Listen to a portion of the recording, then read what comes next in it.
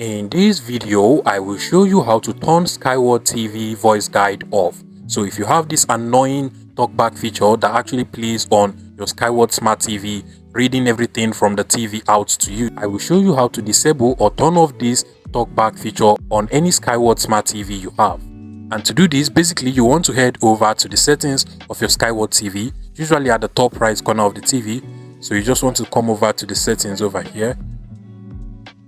Now from the list of settings over here, you just want to scroll down to where you have device preferences. Go ahead and select that option. And then from here, you want to scroll down again until you find the accessibilities option. So just scroll down until you get to accessibilities. It is usually at the bottom. Go ahead and select it over here.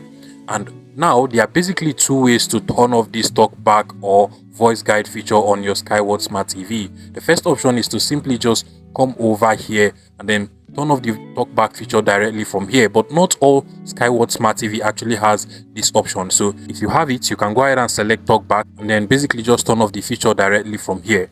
But if you do not have the talkback feature over here on your Skyworth Smart TV, what you want to do is to go over to accessibility shortcuts, and then from here you're going to see the instruction on how to turn off the talkback feature or Skyworth TV voice guide feature. Basically what you want to do is to go ahead and press on the back button on your remote and the down button on your remote simultaneously for 3 seconds. So I'll go ahead and press mine.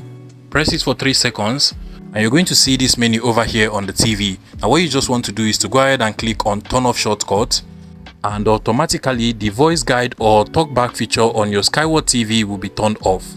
If you find this video useful, please make sure you smash that like button and subscribe to this YouTube channel for more interesting tech tips like this one.